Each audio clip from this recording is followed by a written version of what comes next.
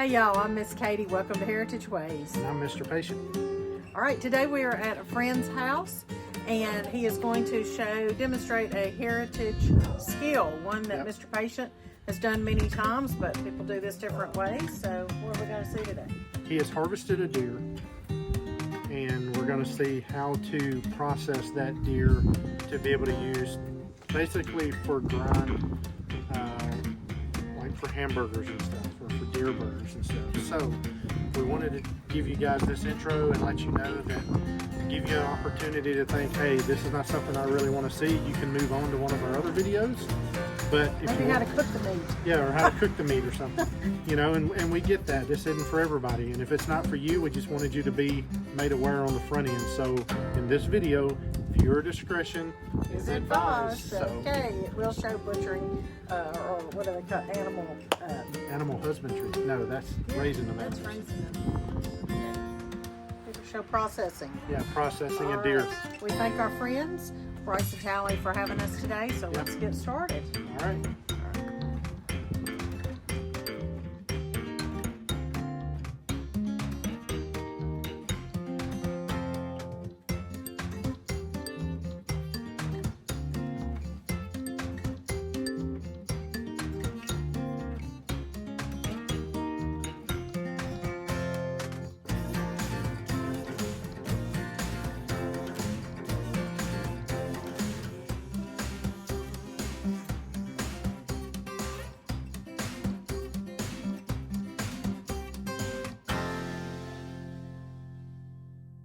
Yeah, I'm Mr. Patient with Heritage Ways, and today got my friend Bryce, and he harvested a deer yesterday afternoon, I'm assuming. Yep.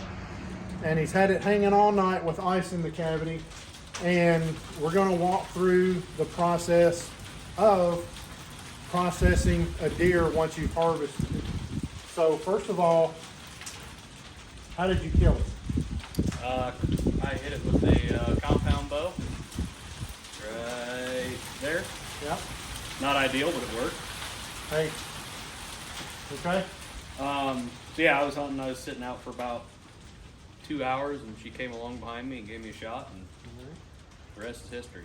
Okay. So normally I hang them by the back feet, but I've been reading a lot of like deer management articles and things like that. It actually said to hang it from the head because the opening in the bottom allows everything to drain out, rather than trying to drain through the mouth, which is a small opening. Yeah. Yeah, because I've always hung them from the back leg. Right. But that wasn't really intentional. I got over here and I couldn't find my truss that I normally hang them on. I'm like, well, hang by the head, I guess. Isn't that always a way of it? Right. Yep, that's why she's hanging head up. Okay. So, head up. I'll probably do front legs first. Go up the front legs, up the neck, skin around, pull it all down. Should be able to pull it clear down to about here, and then I'll have to start cutting again. Go down each one of the back legs, meet up, take the tailbone off with it. To do that, you just get in between the vertebrae, you separate the connective tissue, and I can show you that when we get there. But yeah, that's pretty much all there is to it here, and then we're going to quarter it. And so let me ask you this: have you ever skinned it and put a rock or something in there, tied a rope, and put it on the truck and pull it I off? haven't. I've seen people do it, but I haven't done it. I've done that it way. once. Yeah. I mean, it works okay, but you got to be really connected well. Yeah, you got to trust your system. That's a Harbor Freight winch, so I don't know if I trust it or not. Well, you know, Right. So you got this on your property, right? Yes. Yep. How many acres y'all got? We got 88 acres. We've got right about 30 right here that we're standing on right now. It's got the barn and some pasture fields around us, and then it's got the woods below the barn. And we've got 40 something out across the road. Got a caddy corner to the intersection down there. Yeah. And that's just all woods and crop fields. The quarters over in the shop. And in the shop, I will break down the muscle groups. So they're all in their own groups. And then I'll let that sit in coolers on ice for another 2 or 3 days to kind of age the meat a little bit, since I couldn't, it's too warm to just hang it and leave it lay. Yeah, right. So I'll age it for a few days and then get some pork fat from the butcher. And I always cut pork fat in it, just because deer's so lean. So that's what I'll do. And then So you gonna grind this one? Yeah, Or I'm this just gonna one? Okay. just grind everything on this one. Because that's usually what I do too. I usually just grind. Like I'll take the tenderloin and the back strip out and do something with them. Right. But yeah, then I I will pretty too. much just grind everything else because it's so much more versatile. Right. Yeah, I'll probably eat backstraps for dinner tonight. Doesn't get much Yeah. fresher than that. No. No. I think Dad took me hunting with him the first time when I was 3. First time he ever let me carry a bow or a gun or anything, I think I was 8. And I think let's see. He asked me to go back a long ways here. I think you're first an old time man. Oh yeah, you're old. I am. I wake up in the morning and I can tell the weather. I think the first animal I shot, I was 8. I think I shot a doe with my aunt's muzzleloader that year, if I remember right. I think I was 11. Yeah. This connective tissue here, I believe, is what they call fascia, which is kind of a light tissue that connects the skin to the meat. That does not all have to come off. It's not the end of the world if you leave some of that on. But you Sure can does see, clog up a grinder though. right.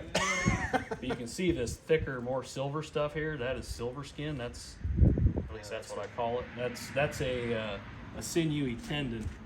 And you don't want no part of that.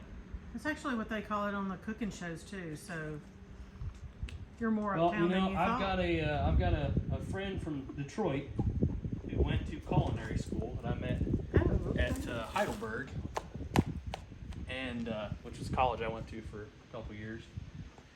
And he's an African American fella, and whenever I sent him a picture of me doing this the one time, he's like, "Oh, make sure you get all that silver skin out of there." And I was like, Oh. "Silver skin? You know what I'm talking about right now?" I did not expect that terminology to be accepted. Yeah. I figured they had a scientific name for it or something. Yeah, she ain't gonna peel. Fresh, hot, yeah, they'll peel every time. But she's been hanging a little bit.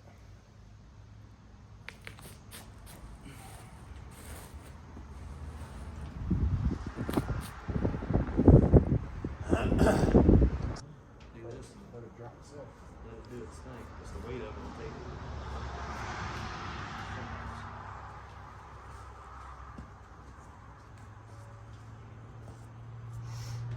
Okay. I can't not try to tan the hide.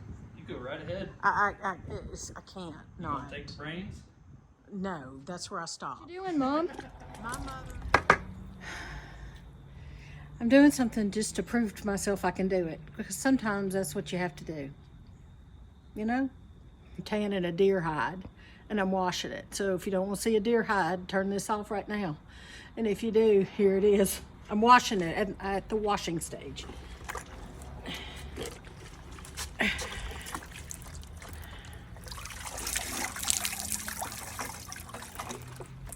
Turn around. Can you believe it?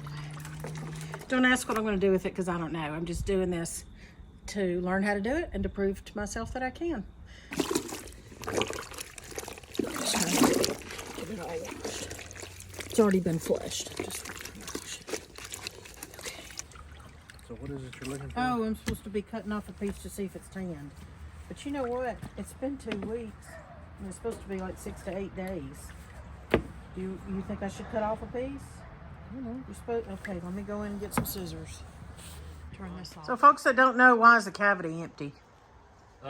That's where all his innards used to be, and guts and everything. Right. So where did they go? They got cut out in the woods and left out there for the coyotes. And that's called, Recycling.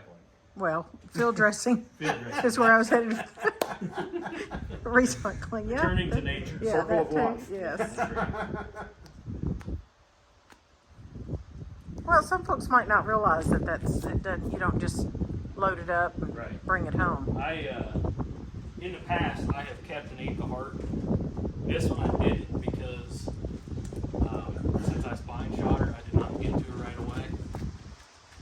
So she sat there a little bit, and if I can't get to them right away and get the guts out right away, I don't want anything to do with the organs. So here's a good one for you.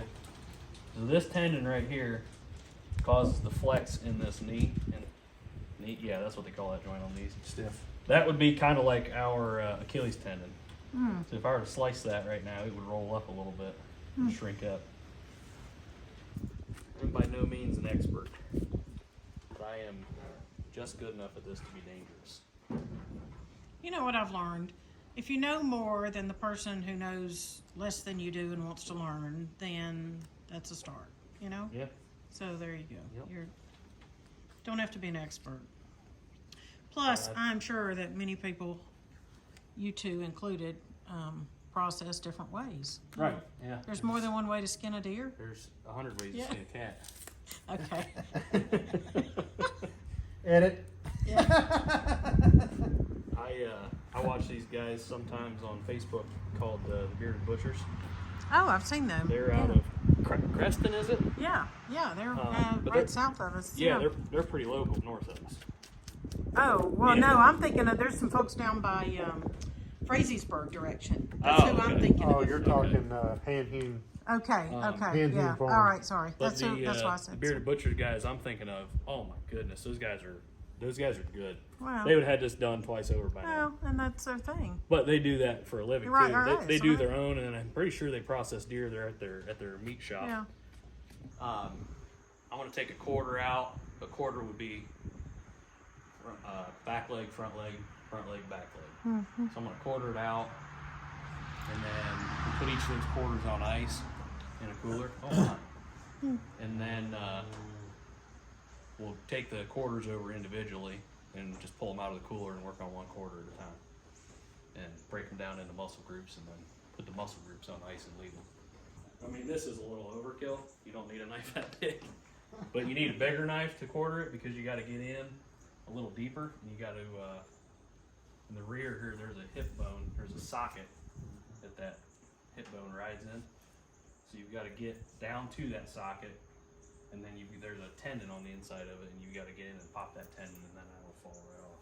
Right here is the bulge of the shoulder, so I just go back a little bit, right down the spine, the side of the spine. Just hug it. Then there's a bulge down here somewhere that starts the pelvis. Right there, I'm against bone, I can feel it. So I'll just follow that, and that will be the end of that cut.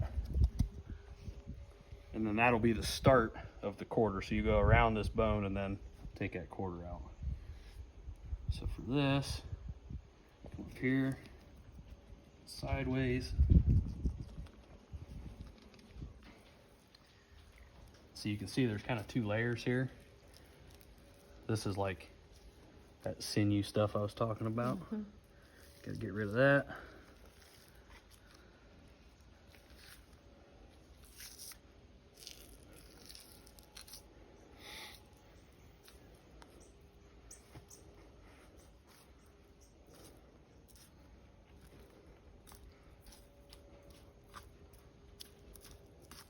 And I might have went just a little bit too far. I probably should have stopped right about there. But it'll be all right. It'll eat. Mm-hmm. Yep, that's what you say all the time. That's right. It'll eat. So now you can kind of see there's kind of a little indentation right here. That is the separation of that muscle group. So this is the top of the ribs. Well, not the top of the ribs. The ribs come all the way up, but they kind of fall short. They don't come all the way to the top of the back. So this is a cartilage layer that starts over top of that.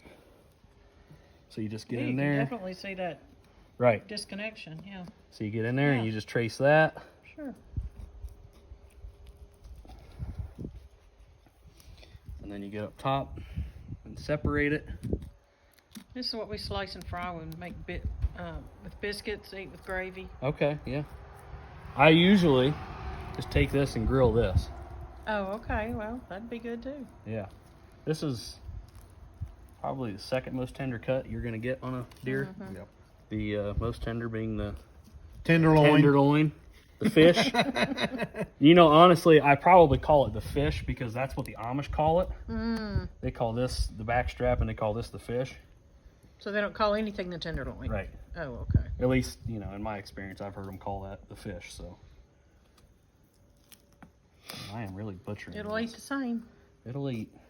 It'll all eat. Well, and one thing on the back strap I've noticed before, it's like you You can cut down along the backbone. You can cut across the top, the bottom, and the side, and then once you get the top going, you can just grab it and pull it on out. Right, just peel it. Yep. Never mind that human blood in there. Oh, well. It'll eat too. It'll mix it. It's my own blood, so it's all right. Yeah. I need to be getting your cooler instead of filming me do that. Or you already got the... Because in Tennessee, you can do the check-in online, Uh-huh. and that's all you got to do. So up here you have to fill out a field tag. So that's what this is, a field tag. Filling out that field tag allows you to keep hunting. So like last night I shot her at 650, I think it was. 655 according to your Okay, field so tag. 655. That's still 20 minutes before light, so I'm good. Yeah. But I shot her at 655. So if I would have got down and put this field tag on her, I could have got right back up in a tree stand. If I had a buck come in or another bill, I could have shot him. Yeah. But you can't shoot another deer until you fill out your tag on this one. You take the rib meat. I've never done anything with the rib meat. I've seen a lot of people do just ribs over the fire Well, the thing is, I mean, with whitetail and mule deer. if you want to get the most out of it, you could stand here for hours Oh, absolutely. cutting stuff off. But Yeah. for me, when I do it, I take the back legs. I take the rear quarters, the tenderloin, the back strip, and I pretty much throw the rest away. Right. Because That's what's where really the bulk worth. of the meat is. That's what's really worth putting time and money and effort into. Because like I said, Should take the tenderloins out. like I said, you can stand out here for hours Yeah. getting a handful off of it. Right. It just, in my mind, is not worth the time.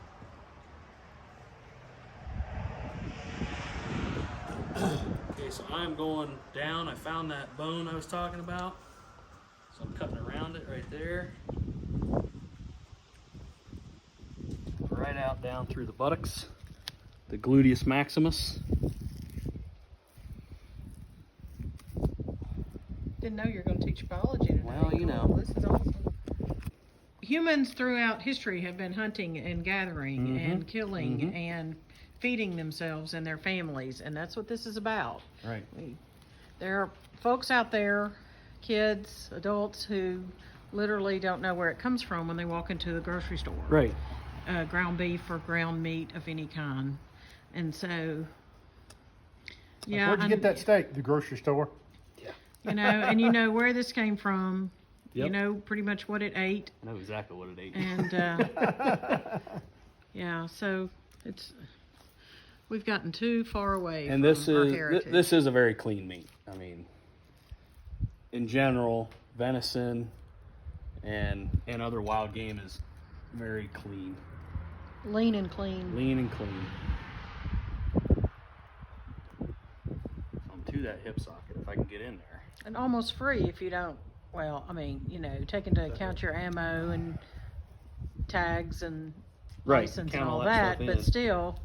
So what I do, right? So my wife, you know, she's a worry monger. She likes to worry about money and things, which is fine. Well, It's somebody good. needs to, yeah. Right. We all, But you know. so what I do, I figure out, okay, what's a gun cost? Gun costs $600.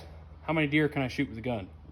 Unlimited amount of deer. Right. How much money do I save per pound of meat by shooting a deer rather than buying a beef? Now I have it good because mom and dad raise freezer beef here on the farm. So if we ever need beef, we got it. Well, the thing is, once you buy that gun to harvest deer, it's outside of Ammunition, it's a one-time purchase. The ammunition, it's a one-time purchase. Right. So there you can see that hip socket. There's the ball, there's the socket, and there's a tendon right in there. I had to Tendon? get in. There's a tendon right there. Yeah. You sure you ain't Southern? I might be a little bit. We're going to rub off on him. It wouldn't be all that bad. Decent, halfway decent people.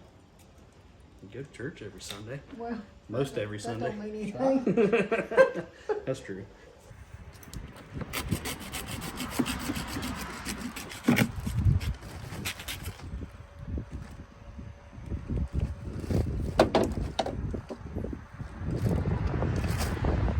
Here we are. Quarter number 2. Done. Done.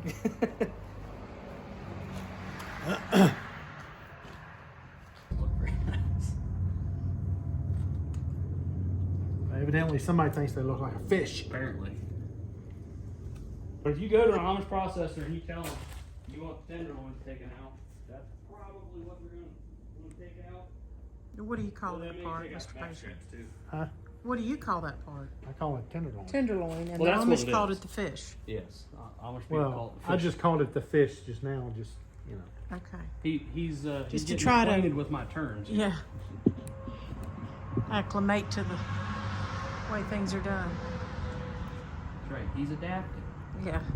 Sometimes it don't take, but I try. Oh yeah, that'd come out nice. A lot better. So then what do you do with that then? You fry This? that up? Oh yeah, you put this right on the grill. So you grill most of That this. sucker up in bacon. Cook that medium rare. Oh, you probably can't see that down there. Here, look. Well, look. Hold on, I'll take it with this. We got both of them rolling.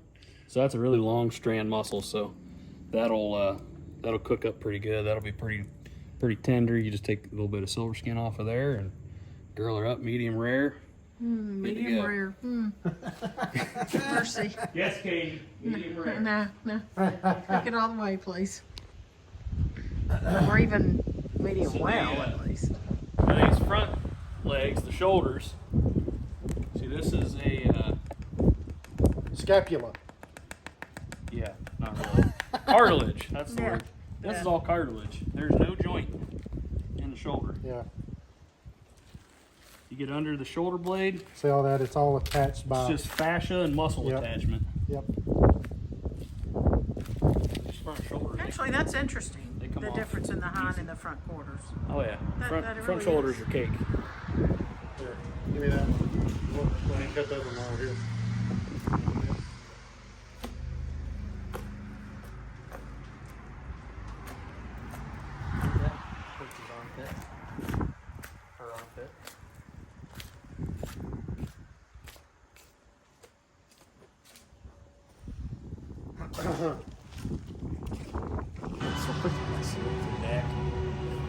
That'd be tough, wouldn't it? I mean, Well, because it's used a you lot. can grind it for burger, or you can yeah. make stew meat. Some people do that, but See, like I've never had anyone mess with any of the next stuff. See, so I mean, there's a little bit there. yeah, It's not like, much, is it? Though? if you wanted to, yeah, Well, you and could that's- take the I time. mean, That's if what you I were was- trying to preserve everything, you know. If you were trying to preserve everything, you'd stand out here for hours, just cutting yeah, little pieces absolutely. off. But I'll show you. This would be a great example right here. So I said earlier, Hold it up. deer meat has all that sinew in it. That's all junk. All that white stuff in there is no good. So you have to trim. You have to take your time and trim all this stuff Yeah, out of here. I've helped do that. That's And tedious. it is tedious. Yes, it is. It is a process. So generally, this is what I do Dog with food, deer. dog food, or Right. like if this was, you're in dire straits, you could boil it probably, Right, or right. have broth, or There's a good piece there. Got one on both sides. It's pretty good. Worth messing with. So yeah, that's pretty much what I do with a deer, and Okay. take the carcass back out, let the coyotes have at it, and then shoot them while they're coming in. There you go. now. So Predators needs managed for a too. person that wanted to use this, what could they do with that? I know. So what you could do with this is you could take a bone saw, or I have a serrated knife and it works. You could go down the sternum on each side, down the spine on each side, and then you have your ribs separated out. Then you could cook ribs over the fire, like you would get at a restaurant, or you could cut the meat out between the ribs and put that in your grind pile, which I've done that before. And it's, holy cow, it's tedious and it takes a while, but you do get some more meat out of it. All this meat here can be used, but again, it's what we talked about. It's so much trimming. Well, and my thing is, I just don't feel it's worth it. well, and my thing is, look, if I'm going to be hunting to get meat, as plentiful as deer are, there's no need to go through that much trouble Absolutely. unless you're just all about preserving every little piece Right. you can. Right. And there are a lot of people that are. That's why I'm making this Yeah, point. there's And I absolutely. get it. They And would if say a you're person wants- wasting. And if a person wants to do that, power that's to fine, more power to them, but I just choose not to. Right. And they're, both ways are fine. Like here, brisket, I might take some of that yet. But here in north central Ohio where we're at, holy cow, there's a lot of deer. Yeah. Now that may not be the case everywhere. Right. So some people may have more of a need to do everything that we do. Well, you do have to consider your time. Right. I mean, work with. So I work a full-time job working on trucks as a mechanic. Then I run lawn care business as well. And I bought a push mower. Need a little bit of work, didn't run right. And one of the guys at work at the mechanic shop, he was telling me, I just threw a carb in it, and I was like, no, I'm gonna clean the carburetor out. I'm gonna get it running. I don't think it needs a new one. He's like, you gotta put, and if he sees this, he'll know who he is. But he said, you gotta put a value on your time. He said, don't just do something because it's easier or cheaper. He said, you gotta put a value on your time. Because it took me 45 minutes to do that. And, that's 45 minutes I could have been working or doing something else. Or sitting in the deer stand. Right. Well, it's something I'm learning, to put a value on my time, because people don't understand. A lot of people don't understand that. They want so much for free, or they want you to share or give, and Right. it is valuable. Your time is valuable, and that's hard for me to learn. Yeah. Maybe it's hard for a lot of us to learn, but I know it is for me. So you still got some chunks there. Yeah, there's still some meat here that's not stupid hard to get to and reasonably accessible. We got that part done. We got the meat in the freezer. Now we're gonna take it over there, and like you said, break it down into the different muscle groups to get it ready to grind up. That's all I do with mine. It's a big burger. All right, good. So much, Dirty, cheap, and easy. yeah, it's versatile. Great. All right, good. Let's go. What are you doing now? Just singeing the hairs off because you can't keep it clean. It just doesn't happen. That's interesting.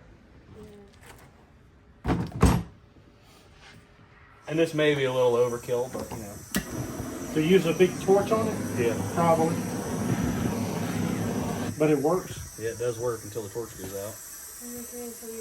Just give it a little more fuel.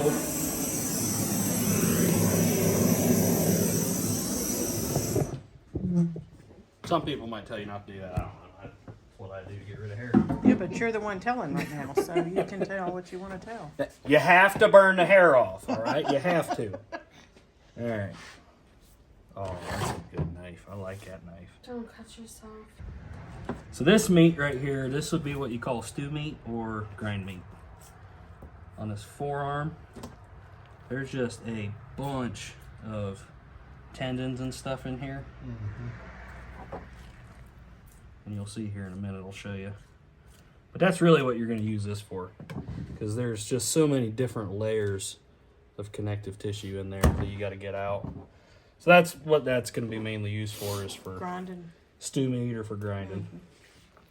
Probably Tuesday we'll be out here having a grinding party. Yeah. I should trim these off of there if I'm gonna. That's your silver skin, see? Right, I should just go ahead and get rid of them.